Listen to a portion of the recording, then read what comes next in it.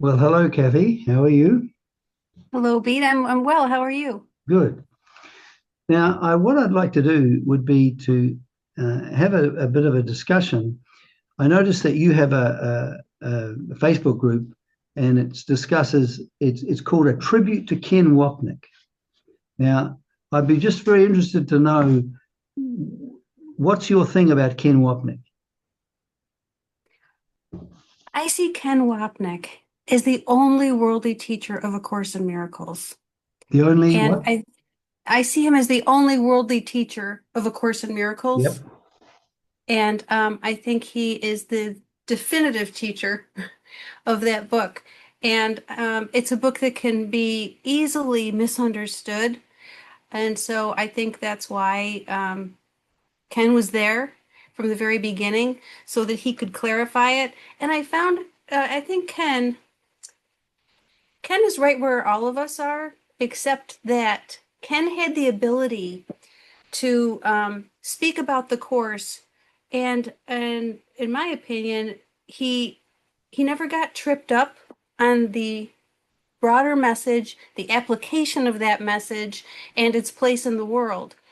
So he's kind of person who he's in his wrong mind like the rest of us, but he can articulate consistently and concisely exactly what the central message is and exactly how to apply that central message. So I suppose on another level, I had instant recognition of him as my teacher, and in that sense, I wanted to honor him for the role he played in my life. Okay, so when you say that he articulated the central principle of the course, and how to actually apply it practically in our life. What do you mean by that exactly? Okay. The world is an illusion. There's nothing outside of heaven and God and truth. And that was always very clear. And he developed a metaphysical chart to explain the Course's myth as to how we got from oneness to the world. And I think that visual aid has it was really one of the things when I first met him that really opened my eyes to exactly what the course was saying and the dynamics of the ego thought system and what our function is in the world to walk the ladder home or take the ladder home. So I don't know if I articulated that very well, but I think a great contribution was his development of that metaphysical chart. It is the explanation for the world. Right. So when The we, myth, yeah, so when we, I've noticed, like the Stoics, for example, uh, had the principle as a principle of their doctrine that you can't really do much about the world. What's important, where the problem actually lies, is us as an individual. And when I was in India studying Vedanta, the same principle was made that the core of the problem doesn't exist external to us, but yes. exists in and as us. Could you sort of, so that we take our attention off the world, so called, and the world of experience in one sense, and turn it to bring it to what he calls the mind, away from the experience of the material universe to the mind. Can you speak to that in terms of a first principle that he articulated and was seems to be very rigorous in terms of not departing from that view? Yes. That is something he emphasized in every class. He would say, the world is not where the action is. That is an outward manifestation of an inward condition. It's a maladaptive solution to a non-existent problem. And he emphasized that repeatedly all through class, that he'd say, go within, that's where the action is. And he would encourage people to take their eyes off the dream to see what's going on within them. And he emphasized ideas don't leave their source. So what's happening at the level of the mind um, continues in the mind. There is no outer.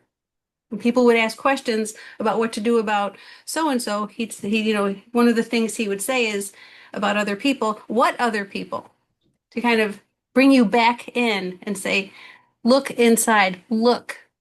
And that, that's emphasized in the course. And so he was just that, what people at the foundation would consider to be the manifestation of the Jesus of the course, you know, um, trying to um, explain to students the process of looking at what you chose. So what you chose is the outward condition or the outward picture of an inward condition. And when you go inside, you will see the war against yourself that is projected outside. Um, and, we talked before about the whole idea of being in your right mind. He also emphasized going into your right mind. When you're upset, go into your right mind. And what that entails, which is looking upon being in your wrong mind and looking on that with Jesus. And the way you know you're doing that is if you can do it when in peace. If you can do it without calling yourself bad names, if you can do it without judgment, which is the heart of forgiveness, looking without judgment on the great projection. Right. So when I'm familiar with this, with the saying, what he would always say is we don't deny the fact of what our senses are showing us, because Right. we're not when wars are happening, it's not like a projection of me. I'm not causing the war. So Yeah. we have on one hand what the senses are showing us, but what's important is how we actually are seeing the meaning of what uh, our senses are showing us. So that meaning we project onto the experience. Is that right? Like in the sense that that meaning comes from me. Is that right? Yes, that's a critical piece and not denying your bodily experience. It's so, that's just an ego exercise. You have to acknowledge, but the images that you believe are cause and not effect, that you blame for the way you feel, it's those projections of meaning that I'm seeing it as cause instead of an effect. And I think so much about the fact that and Ken focused on it too, that the world can never be cause. It's a starting point. So you might look out and say, that thing outside of me has caused me pain. And from there, um, go back within and look on that dynamic in the context of the course principles and withdraw that projection and look on it differently with Jesus. And by differently, I just mean to perceive that um, it cannot be cause. Right. Yeah. I found, one of the most important statements was, you're never upset for the reason you think. So in my life, I've always had the experience that things are either making me happy or they're making me sad. And this is a premise. It's something that we may disagree with theoretically, but in practical life we thoroughly believe it, because sometimes when someone says or does something I don't like, I feel upset, and it really does feel that the cause of my upset is the experience that I'm facing and having.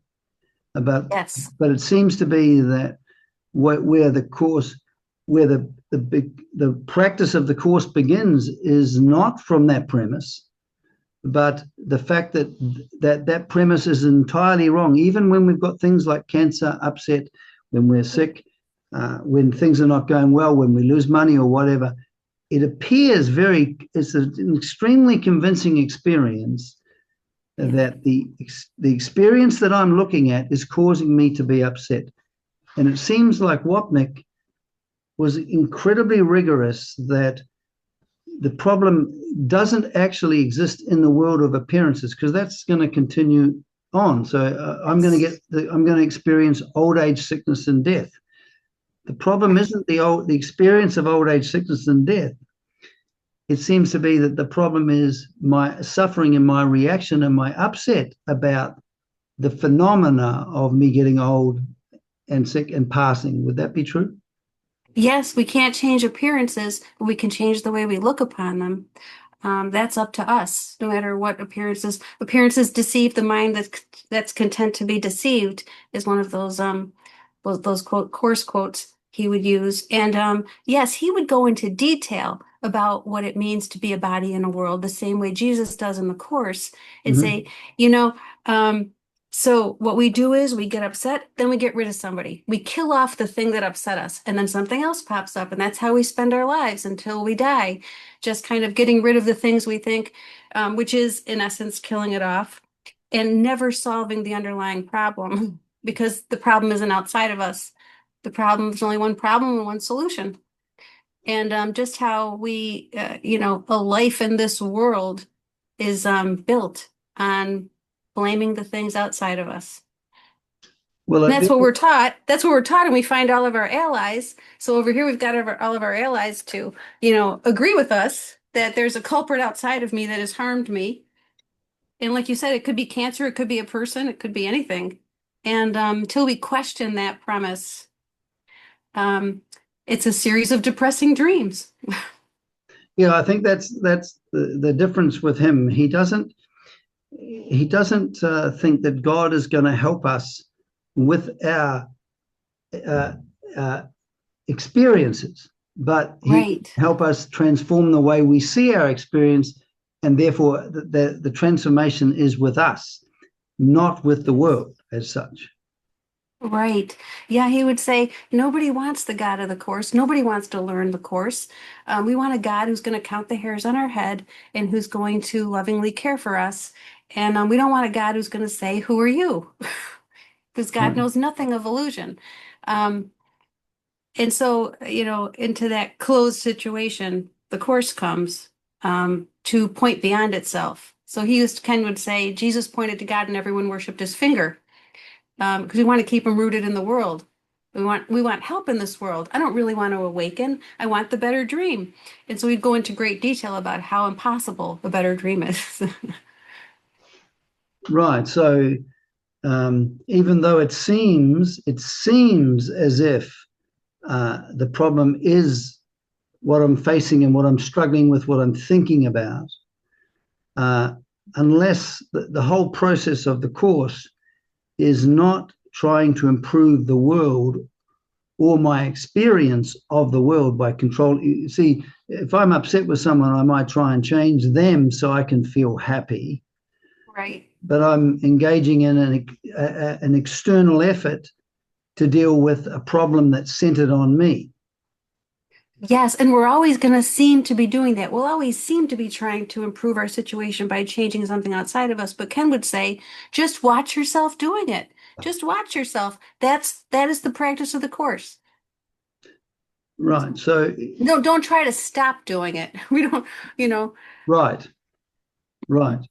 don't So, stay in a bad situation because you think you're doing the course kind of thing. well, there's an interesting Buddhist scholar who said that birth is like being born with a rope around your neck, on the scaffold, and then the rest of your life is the falling down until you hit old age, sickness, and death, and then you're taken out.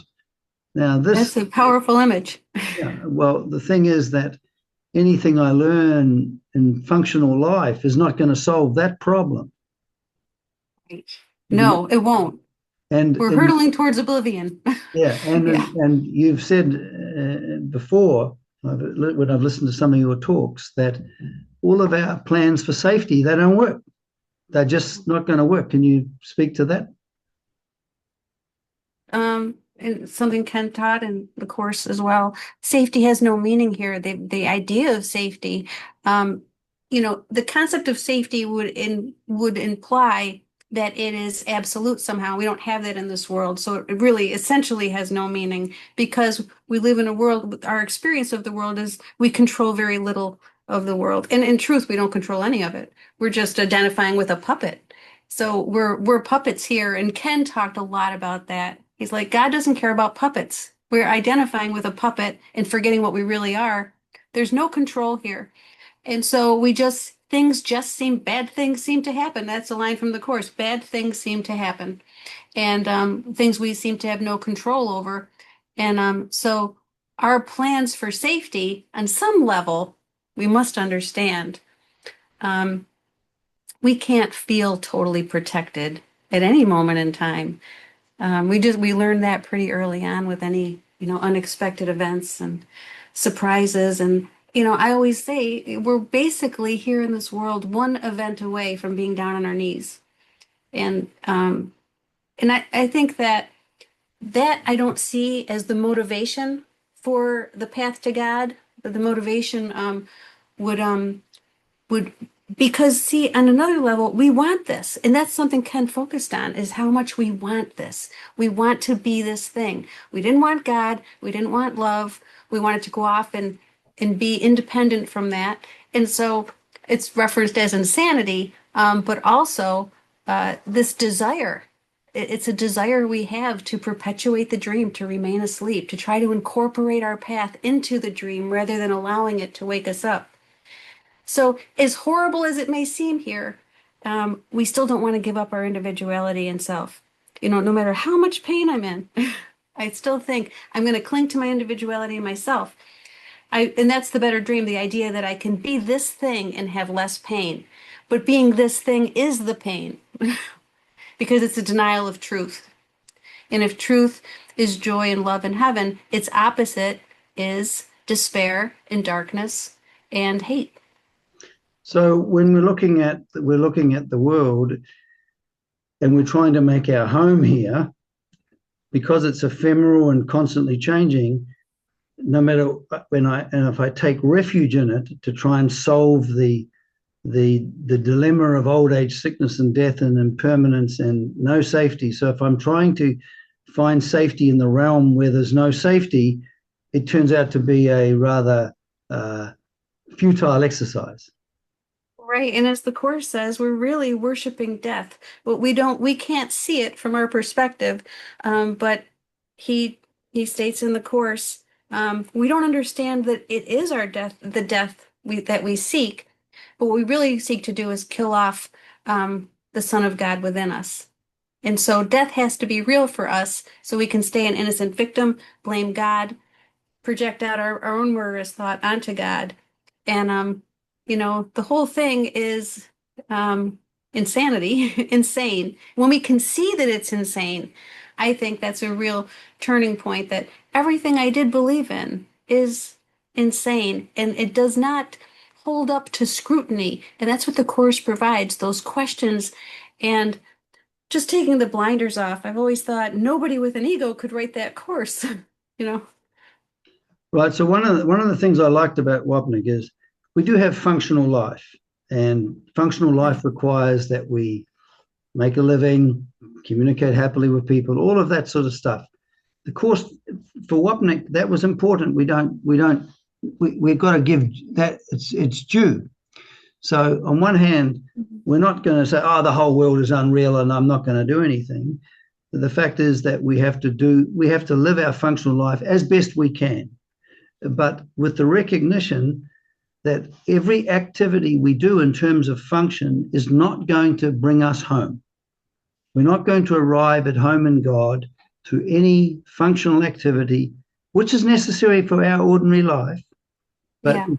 it has no effect, no matter how smart I get, no matter how I read books, no matter how many friends I've got, no matter how much status I acquire, Right. it's not going to bring me home. Can you speak to that? Because sometimes when I first heard of the course, I was put off by people go, oh, it's not real and it's whatever, and they denied functional life.